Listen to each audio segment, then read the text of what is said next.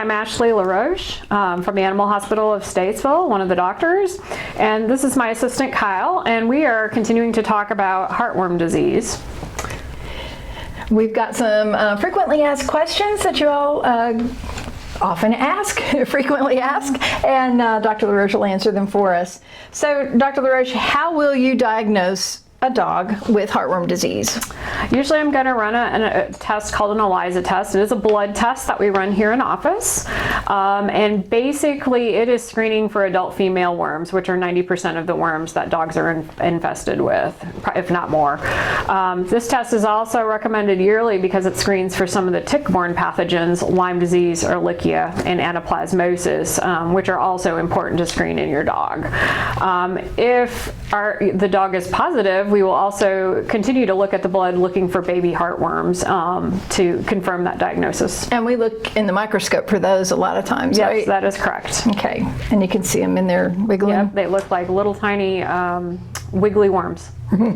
So why is early detection and diagnosis so important for a dog? Because dogs tend not to show any signs until they have a very mature or advanced infestation. By that point, they have had damage to their heart and lungs oftentimes. So this is a disease we want to catch early before they have signs. We want to screen for this disease every year because if a dog has heartworm for years, they're more apt to not do well through treatment because they've had this infestation for so long. There's a lot of permanent damage to their lungs and heart oftentimes. That answered a question I was going to have. Is this reversible, this damage? But it sounds like if it's to an extent, it's not. That is correct. Okay. In some cases, it is reversible. Usually the earlier that you catch it, the better. But the more prolonged the infestation, the more apt the dog is to have complications during treatment, which can be fatal, quite frankly. And also they can develop some permanent lung changes that lead to some heart problems later on. So now we have some questions about the complications and risks, of some of which you just went over. The complications of heartworm disease are? Death is actually one of the largest complications. These dogs can go into a respiratory distress syndrome. Also, these worms are like 12 inches long, so pieces of them can break off while the dog is running, playing, and they form basically like a blood clot that can go to the lungs or other parts of the body, and oftentimes it's fatal. So fatality is one of the worst complications, and then eventually even through a treatment they develop a condition called pulmonary hypertension oftentimes, which eventually leads to some right-sided heart failure. Okay, so that is a risk associated with the treatment of heartworms. Any other risks with treatment? I would say basically risks with treatment typically are, blood clots are the biggest risk of treatment, and some of them can be fatal. And so we assess our candidates while we're treating them. We do what's called staging to see how severe we feel the infestation is and what the worm burden is. A lot of times that has to do with the number of worms that the dog may have, and it's an educated guess, frankly. So we're looking at x-rays to look at changes in the lungs. We're looking at blood work to make sure the liver and kidneys aren't having any problems, because this is a disease that affects the vessels of the lungs and hence perfusion to the organs and things like that. So we need to assess all of that stuff. And once we get that staging, we can make an educated guess as to how severe and advanced this heartworm disease might be and how well or not well a dog might do through treatments. So you did talk about the risks of a dog with heartworm if it's left untreated, and one of them is, some of them are coughing and just lethargy and that type of thing, but the major one is that they can die from it. Yes, and, they can. So we're going to talk about testing. She did a little bit. So when should a dog be tested for heartworm? You said every year. Dogs should be tested once a year. All young dogs should be started at 6 to 8 months of age. Our current test only a test for the adult female worm, and those worms take usually 6 to 8 months to mature. So we can't pick up those infestations until they're adult worms. Okay, so you had mentioned the ELISA test. How is a dog treated or tested for heartworm? What's involved in that test? It's a little bit of blood that we take from your dog, sometimes out of the front leg, sometimes out of the neck, and we mix it with a reagent and put it in this test, and it takes about 10 minutes in our office, and basically it'll give us a positive or a negative. So we get this question a lot. If my dog's on heartworm prevention, why do I need to test it every year? There are some rare cases of resistant heartworms. They're very rare. So what that means is potential to get heartworm despite being on these medications. That's incredibly rare, and we recommend all dogs are on prevention. Also, missed pills. That happens. People are busy. Sometimes pills get missed, or the dog goes behind the couch and coughs up a pill. So with one missed pill, even as early as one, or if you're basically 6 weeks late giving a pill, something like that, your dog still has a risk for heartworm disease. So as we've been trying to hit home, we need to catch this disease early, not late. So a dog that's on year-round prevention, if somebody missed a pill and the dog got infested with heartworm, now we haven't tested this dog for 4 years. That means it could potentially have had worms in it for 4 years, and that's devastating consequences often to heart and lungs. What is the most accurate test? I know you said we use an ELISA. Does that ever have to be backed up by another test from a lab, or? Sometimes it does. Sometimes the ELISA test is very accurate, but on occasion, if it's, say, a really weak positive, we call them, where it's just not a really strong positive, if there's any doubt about this dog's heartworm status, we will take more blood and send it to the lab, and we will do another test as well to confirm. If we have microfilaria circulating in the dog's blood as well, which are baby heartworms, plus a positive test, most of the time you can be pretty assured that that dog does have adult heartworms. So if a dog tests positive, does it need any additional tests other than that, just the ELISA, like you said, if it's and the microfilaria a strong positive and the microfilaria? Okay, so while prevention's always best, heartworm disease can often be treated. Next, Dr. LaRoche will answer our questions on treatment for heartworm disease. I know she's done a little bit on this already, but for those of you that missed the first video, can heartworm be treated in my dog? Yes, dogs can be treated for heartworm, and we stage dogs. There's various stages. There's classes of heartworm disease, and basically they're classed based on the changes to the heart and lungs based on an X-ray, blood work, and the symptoms that the dog is showing. So the class 1 and 2 dogs, which are earlier stages, tend to do pretty well. We start the heartworm preventative, we start that antibiotic we had talked about before, and then we allow a couple of months for those things to work. It sounds crazy that we would wait that long, but we also have to wait for immature worms in the body who cannot be treated with the conventional treatment. They're not susceptible to conventional treatment until they become adults. So we got to wait for those to mature. So that takes a couple of months. And also we need the doxycycline time to work to destroy the symbiotic bacteria that live in the heartworm. And then that antibiotic's also an anti-inflammatory in the lung. So dogs do so much better if we slowly prepare them for treatment. Then about 2 months later, we give an injection called imidazide or melarsamine, and that kills adult heartworms. We give it in the muscle of the back, but not one injection is totally effective. So we have to give another set of injections a month after that. So heartworm treatment is very drawn out. We have to slowly kill these worms. We can't kill them too quickly because oftentimes, we'll have fatal pulmonary thromboembolus, they're called. Dogs do not do very well. They'll have a lot of complications from treatment if we do not treat them slowly and prepare them to be treated.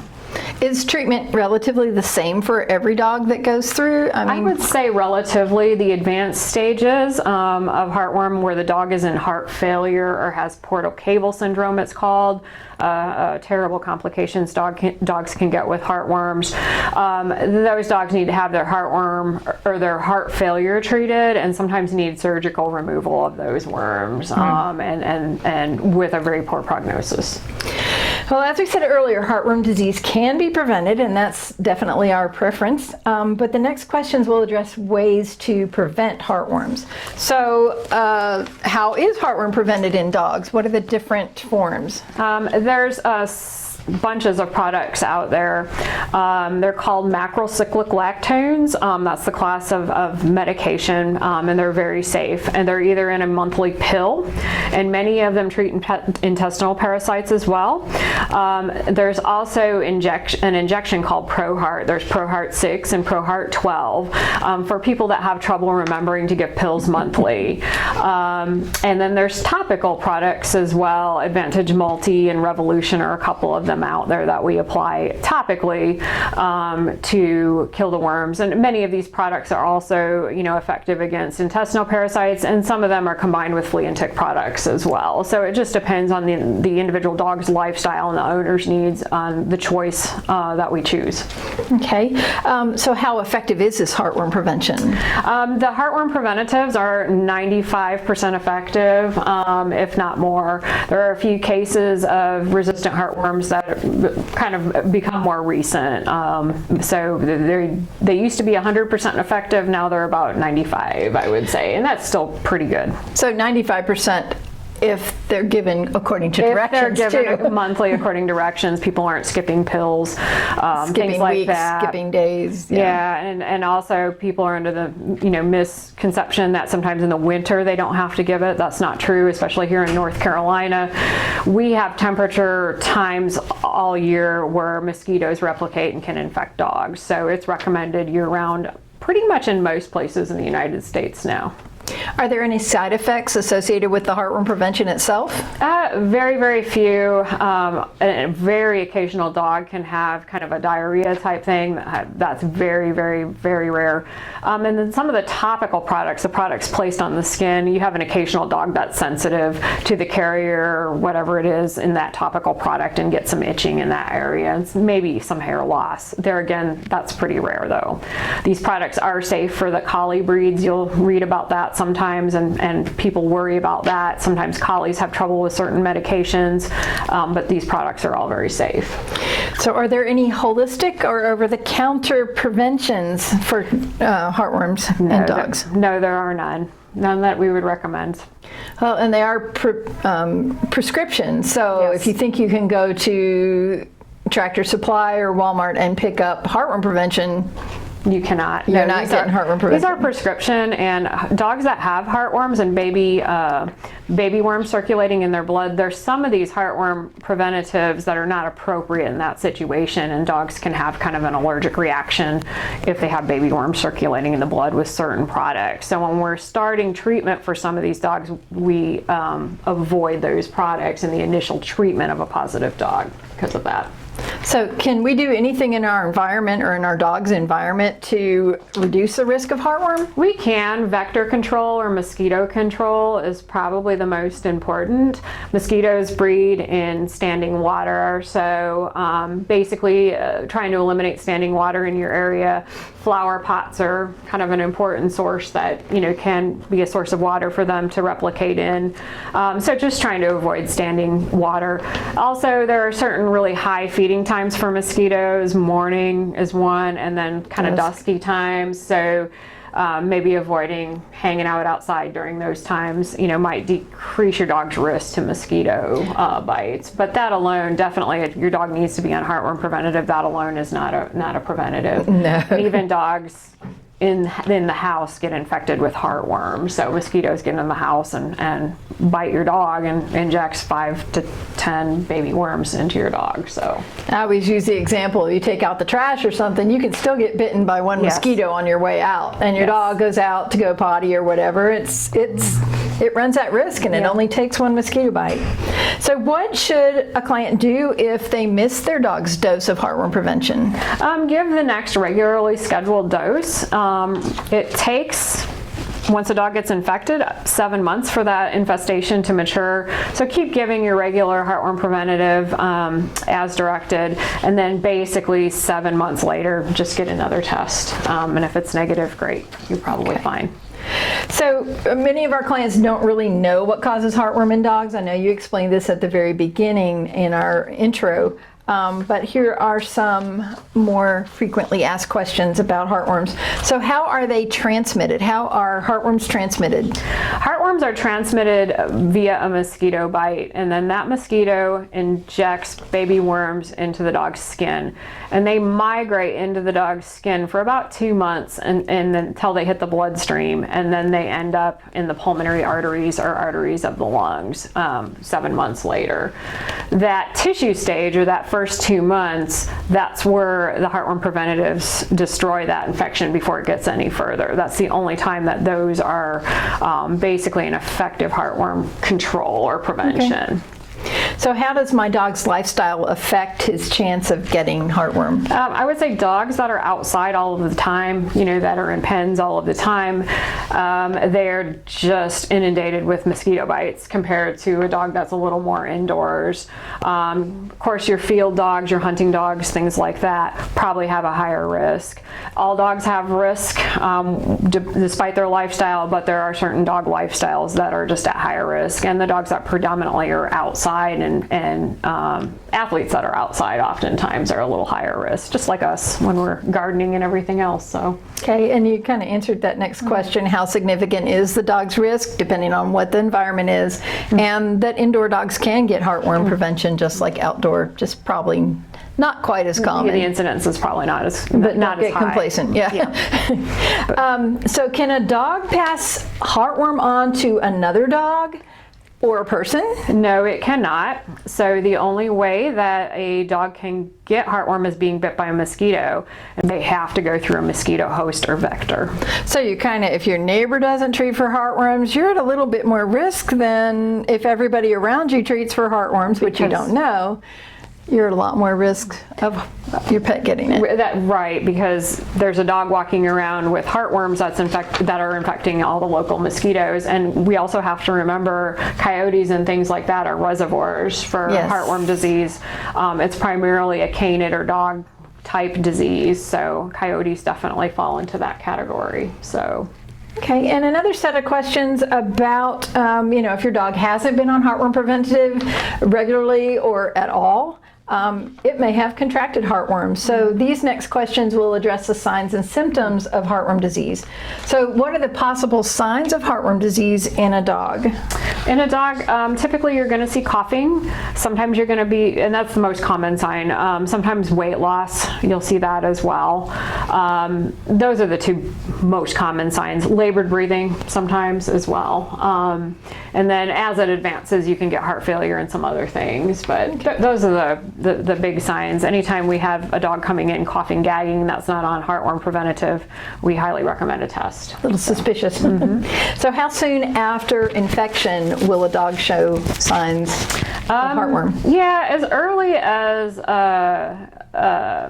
probably 6 months maybe. I don't think they don't show too many signs before that, so the infestation's not mature enough at that point. So is heartworm disease painful? I would say painful, not. I would say they just feel sick. Uncomfortable, for sure. Uncomfortable. And they're having difficulty breathing. They're not perfusing very well, so they don't feel good. Is it overt pain? I'm not sure. But. So are heartworms visible? Heartworms are visible via an ultrasound in some cases. You yourself will not see them because they live inside the heart and the pulmonary arteries. So you need some advanced imaging to be able to see them. Okay. And the last question we have is, how common are heartworms in dogs? Basically, the heartworms are on the rise, and it depends on the area. It depends. In the southeast United States, they're actually pretty common in dogs not on preventative. So, and you can actually look at the heartwormsociety.org, and they have incidence maps there. That's really interesting, and you can look and see how it has increased over the years. So the exact incidence in our area, I want to say it's maybe 12% or something like that, but I might be wrong about that. But and it changes all the time. It just depends on, I think, rural area, if you're near a heat stamp or water, something like that. Some of the cities are warmer, so they promote mosquito growth for a little bit longer, and how many positive reservoirs are running around. It depends on a lot of things, but it's fairly common, you know, in dogs not treated or not prevented on preventative. It will specify county to county, so it has, and those are just the ones that are reported. So there's a lot of dogs we never see. My dog never has had heartworm prevention. It lived till it was 12. Right. But that we don't know that. That is a great resource. You know, the heartwormsociety.org is a really good resource, and the Companion Animal Parasite Council also has a lot of great information if we're looking at regional incidents. So we'll try to put some links on that to that. So heartworm is a very serious and common problem in dogs. It's really easy to prevent and quite expensive to treat. Yeah, it's very expensive and risky. So we can help you protect your dog and keep it free from heartworm. And from internal parasites or intestinal parasites as well. And because it's an often fatal disease, if it's not caught in time and prevented, it can spell some disaster. And, That's right. Most people will learn once and it'll be very heartbreaking. Yes. Well, that's it. If you have any other questions, please give us a call. We're happy to answer them. And if your dog hasn't been on heartworm prevention, bring them in, let's get them tested. There is no exam charge for that, correct? We do a cursory exam to establish a relationship and do a test, and then get you started on the appropriate heartworm prevention for your pet's lifestyle. So, and we want to try and make heartworm prevention a goal for everybody, so we don't require an exam for that. So. Yep, it's really important. Thank you very much, and we'll see you next time. Thank you. Thanks.